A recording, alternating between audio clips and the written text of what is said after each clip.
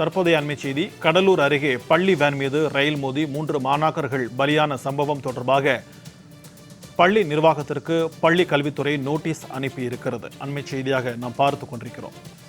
உதவியாளர் இன்றி பள்ளி வாகனம் இயக்கப்பட்டது எப்படி என்பது குறித்து விளக்கம் கேட்டு பள்ளி நிர்வாகத்திற்கு பள்ளி கல்வித்துறை நோட்டீஸ் அனுப்பியிருக்கிறது. அண்மை செய்தியாக நாம் பார்த்து கொண்டிருக்கிறோம்.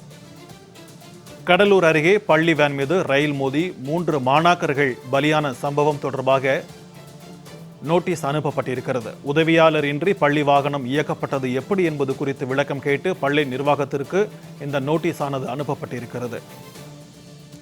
இது தொடர்பான கூடுதல் விவரங்களோடு நம்முடன் இணைகிறார் செய்தியாளர் சித்தார்த். வணக்கம் சித்தார்த், இது குறித்தான விரிவான தகவல்.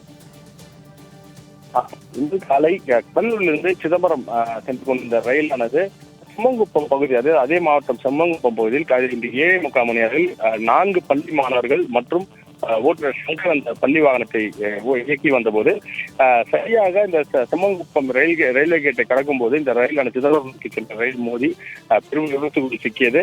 இந்த விபத்தில் வேன் சிதைந்த நிலையில வேனில் பயணம் செய்த இந்த மாணவி சாருமதி, அவரது தம்பி செழியன் மற்றும் முன்னொரு மாணவராகிய 3 பேர் உயிரிழந்துள்ளனர். இந்த சம்பவம் தமிழகத்தில் இன்று பெரும் அதிர்வலைகளை ஏற்படுத்தியுள்ளது. குறிப்பாக இந்த கேட் கீப்பரின் அலட்சியத்தால் தான் விபத்து நடைபெற்றது என்று கண்டுபிடிக்கப்பட்ட நிலையில கேட் கீப்பரை சஸ்பெண்ட் செய்து அவரை கைது செய்துள்ளனர் போலீசார். தொடர்ந்து தொடர்பாக விசாரணை மேற்கொண்டு வருகின்றனர்.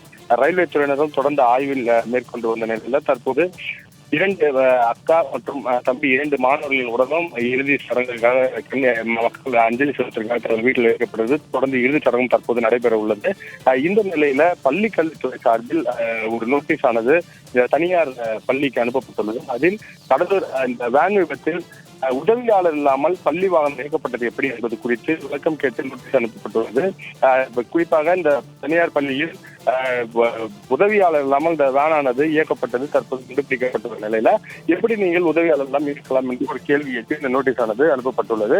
தொடர்ந்து இந்த மாணவர்கள், இந்த ஒரே குடும்பத்தைச் சேர்ந்த அக்கா தம்பி மாணவர்கள் உயிரிழந்த சம்பவம் இப்பகுதியில் பெரும் சோகத்தை ஏற்படுத்தியுள்ள நிலையில தொடர்ந்து அவர்களுக்கு ஊர் மக்கள், அருகே உள்ள கிராமத்தை சேர்ந்தவர்களும் அஞ்சலி செலுத்தி வருகின்றனர். விரிவான தகவல்களுக்கு நன்றி சித்தார்த்.